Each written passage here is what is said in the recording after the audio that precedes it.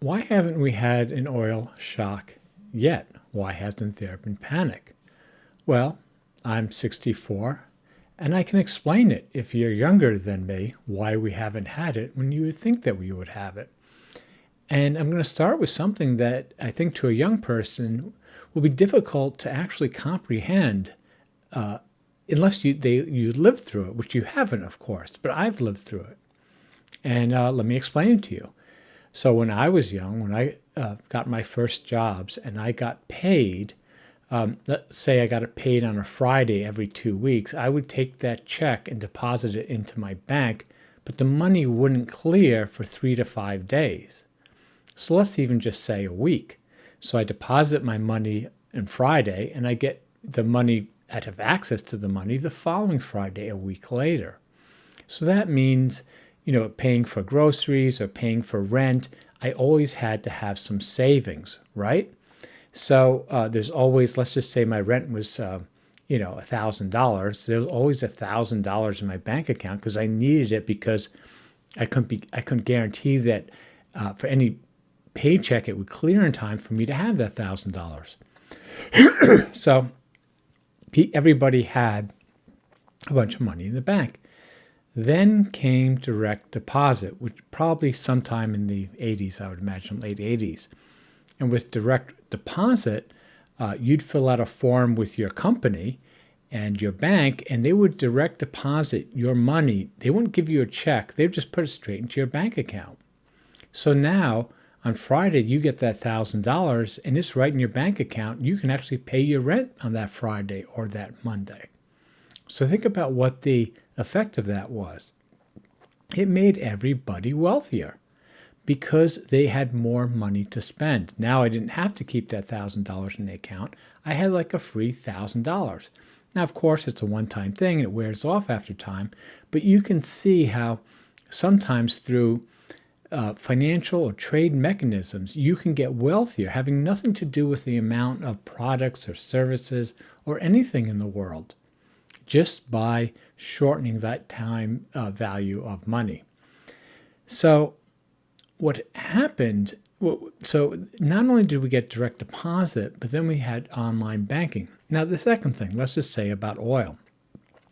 So in 1979, I remember taking my car, to a gas station trying to get it filled up because there was a panic. But in those days, there were no computers. So the guy at the there weren't even cell phones. So on the landline, a guy would have to call, the distributor and say, "Oh, can you send me some gas?" And the person say, "Yes, okay." And if the gas didn't arrive there was nowhere. If he called and the guy was busy, not taking the call, there's nothing he could do. You couldn't go online and research it.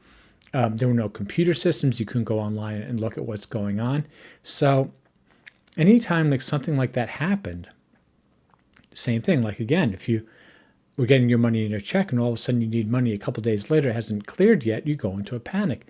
So back then, information wasn't out there. And then you had also the move in the 90s, let's just say, to just-in-time inventory, where again, when I was younger, in the 70s, the last oil shock that we had tons of inventory had to be kept. And you didn't really know, it was just very inefficient. So because you didn't really know what was going on in the world, you'd always have a little bit saved. But then with just-in-time inventory, you had computer systems. You could track all over the world how much stuff was there. And that gave you, again, a lot of freedom. And you didn't get anxious. You didn't get worried that you're going to run out of something because you could go online and sort of get a global view. So what's happened with oil and gas is that, and many things, is that we have an ability to, we're resilient. We can adjust to changes in supply. Let's just talk about supply by having this global system of not only electronic money, but just-in-time inventory, knowing everything, that we can reroute things, right? We're not like in the 1970s, and let's just say our distributor calls and says, "Oh, well, we can't give you gasoline anymore because our contract's died," right? who'd you call, right? I mean, you wouldn't even know who to call. You'd be looking up in the phone book and whatever, it would be very difficult to source another supply of gasoline. But again, with all the computer systems today, it's very easy for everyone, when they have a problem, to find another supply and to pay that price. So if you look on so right now when the Strait of Hormuz is closed, people aren't panicking because they're like, okay, well, we can't get our normal oil out of there, but Russia has some, or who knows what is on the ship, and they're offering to sell it to us for a bunch of money. And though it's a lot of money, we'll just take it, and we'll make some money later. We'll keep our customers, whatever. I mean, there's so much information out there.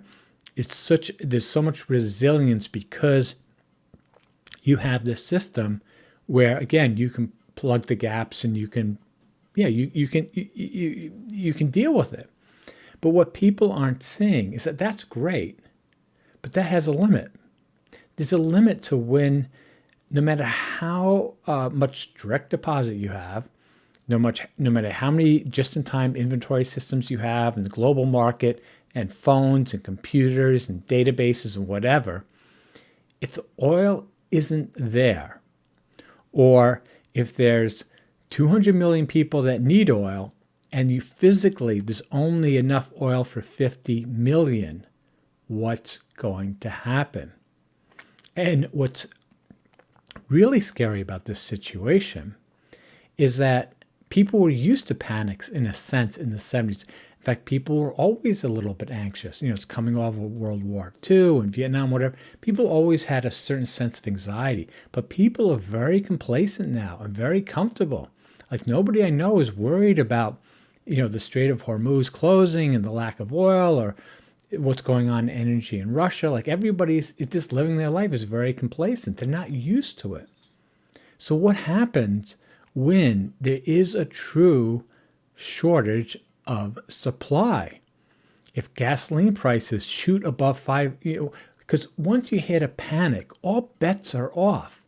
You're not looking at a computer system of just in time and looking at all these prices. You're only thinking, get it or don't get it, right? And the person selling is only thinking, what's the most amount of money I can get, because I won't be here again. I might not have this opportunity again. And who can I get it from, right? And nobody really knows. The buyers don't know the maximum amount they're going to pay. They say the sellers, and the buyers don't know. The buyers don't know the maximum amount they can pay, and the sellers don't either. But they are going to play chicken. So anyway, I do believe, yes, there's going to be a huge panic, and this is for real. And I think if you're older, you see it. You understand why it hasn't happened, if you think about it deeply, because you've lived through it. But you also understand that the dynamics human nature has not changed. That, okay, we're more resilient, but that sheer worry, again, of being in the 70s and not knowing if your distributors can deliver gasoline, or if you're a 17-year-old kid not knowing if you're going to get your gasoline when you go online. Like, will it be gas when you get to the top? You have no idea. Does the gas station down the road have it?